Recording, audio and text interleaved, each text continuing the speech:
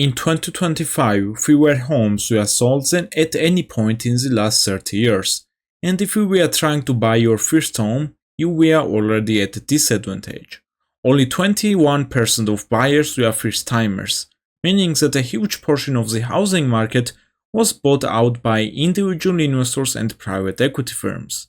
Almost every politician is promising to fix the housing issues.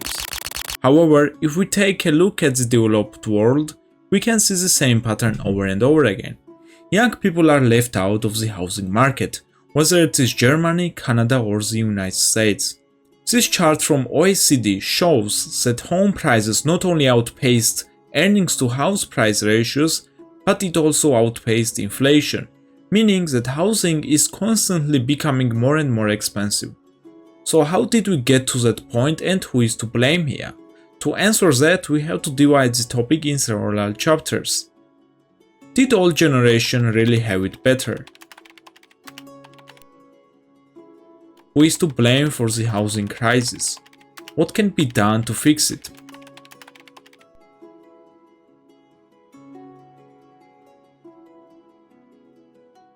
We are all aware of the stereotype, your grandpa being 25 years old and buying his first home for a few $1,000s and a strong handshake. But how true was it? Well, let's take 1970s for example. In 1970, median income for a household was around $10,000. However, median home price was around $23,000, meaning that the house-to-income ratio was around 2.3x. Compared to that, median house price in 2025 was around $400,000, meaning that to match the same ratio of 2.3 multiplier, people have to make around $180,000 a year, which is far above the current median income. In 2024, median household income was less than $90,000, which is half of the aforementioned number. In 1980s, the average first-time home buyer was around 30 years old. However, in 2025, that age is now at 40 years old, meaning that people are buying their first home at much higher age compared to the past.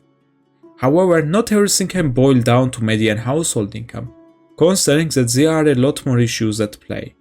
For example, new financial systems make it much harder for people to set money aside. Back in the 1970s, people did not really have to have a higher education to have a chance of landing a decent job. College was seen as a bonus rather than a requirement for most jobs. Even if your grandparents studied in college, chances are that they probably paid the cost of education out of pocket, considering that a year of college costs around $600, which is less than $4,000 in today's money. Only around 11% of adults had college education, and they also did not have to deal with high student loans. A lot of people also talk about inflation, saying how everything is getting more expensive, but United States wages are actually beating the inflation. If we adjust median wages in terms of inflation, we will see that from 1970 to 2024, real wages have increased by 58%.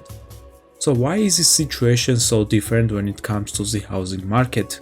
Well, there are a lot of factors at play, which brings us to chapter 2.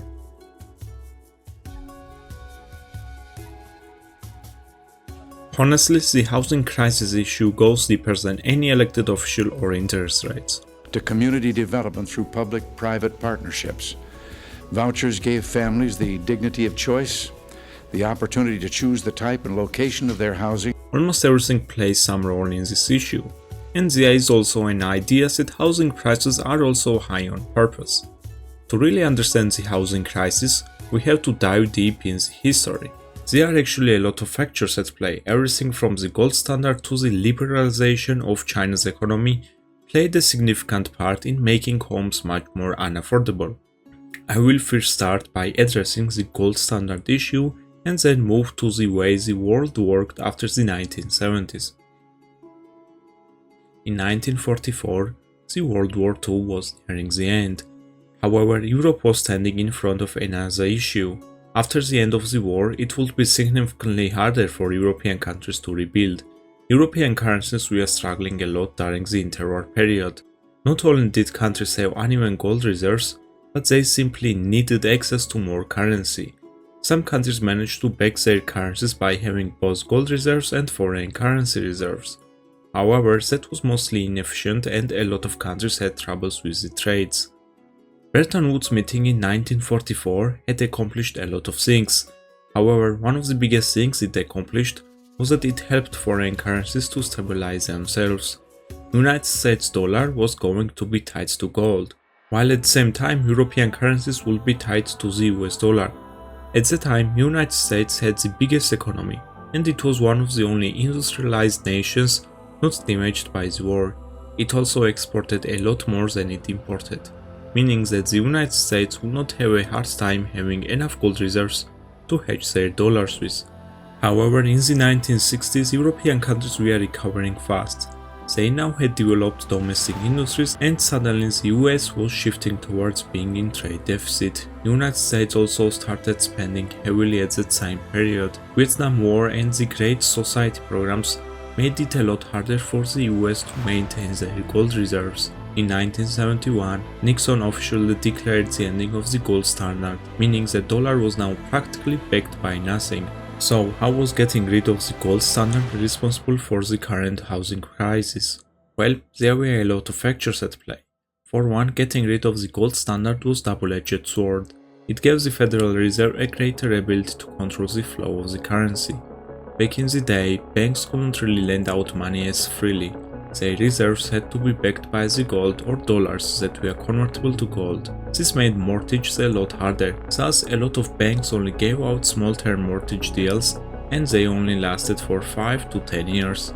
The down payments were also huge. They were also 30-year mortgages that could be taken. However, banks were significantly limited compared to after the removal of the gold standard. After 1971, it became a lot easier for banks to give out mortgages. While this was great on individual level, as in more people could now qualify and take out mortgages, the sellers realized that the demand had shifted up dramatically, thus they could now increase the price of houses.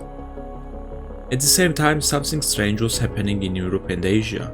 European countries were actively starting to compete with American companies. The industrial recovery for Europe was making it harder and harder for United States manufacturing companies to keep competing. However, in Asia, something bigger was going to happen. Suddenly, China had decided to join the global economy. They opened a city called Shenzhen to foreign investors. A lot of American investors realized that China had all the resources needed to set up a basic manufacturing firms. China opening up their territories, coupled with Europe's industrial rise, made it a lot harder for American manufacturing companies to compete worldwide. Thus, between 1970 and 1980, manufacturing employment in the United States fell sharply. Cities like Detroit experienced huge deterioration in terms of industrial output. The population dropped by 25% between 1970 to 1980s. One thing became clear: the United States was pivoting towards service economy.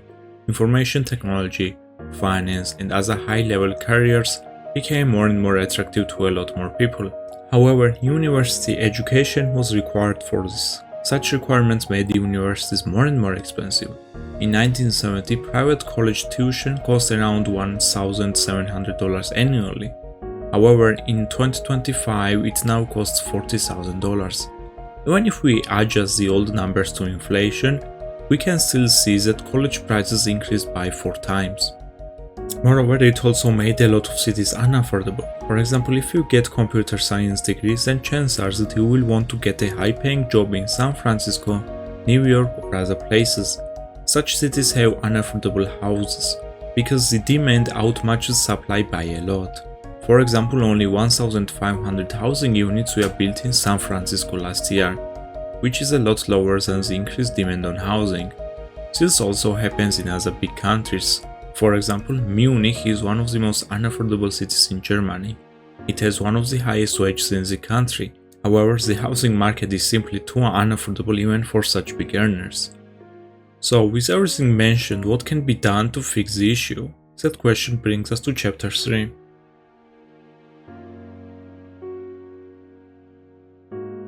The idea of fixing the housing crisis sounds good on paper. However, it seems like almost all initiatives ultimately fail. In my opinion, a huge part of it is intentional, meaning that politicians will not try too hard to fix it due to the consequences of such issue. In my opinion, we have to look at the housing problem from a business perspective rather than anything different. We have to analyze what made houses more expensive, while at the same time realizing that a lot of other external factors are taking too much money away for the consumers. For one, in the past, developers made most money by buying land and building a house. Most of the profit came from the building of the house itself.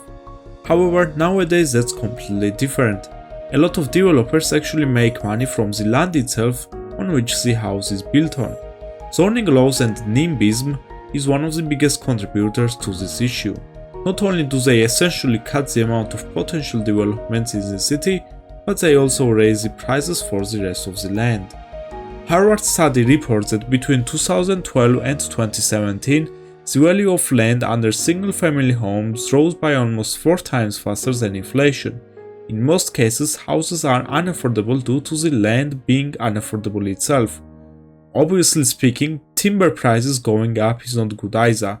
However, a lot of unaffordability issues are caused by the low supply of houses itself. For example, regional housing needs assessment in California have determined that San Francisco would have to build 82,000 houses between 2023 and 2031 to keep the housing market stable, which roughly translates to 10,000 houses per year. However, less than 20% of the requirement amount was built in the last few years.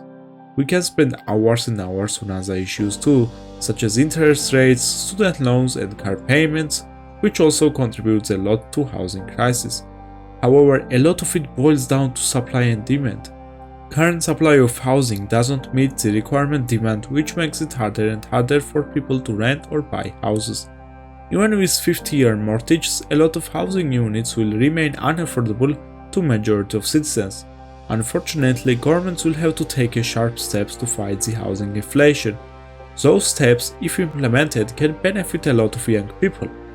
If zoning laws get restructured and the NIMBYism significantly goes down, then it is entirely possible that the housing market will take a sharp decline in terms of prices. However, here is one big problem. A lot of current mortgages are given out on prices that are too expensive. If there is a sharp decline in real estate prices, then a lot of people will simply be underwater on their mortgages, meaning that they will owe more to the bank than what the asset is worth.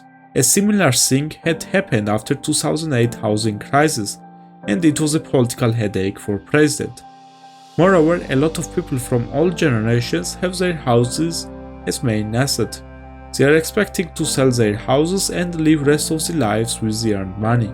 If any politician tries to push very hard on the housing crisis issue, then it is entirely possible that a huge number of elders will simply not support this issue, considering that such changes might directly hurt their asset prices. Hey, thank you for watching my video. If you have liked the video, please subscribe so you will not miss out on our future uploads.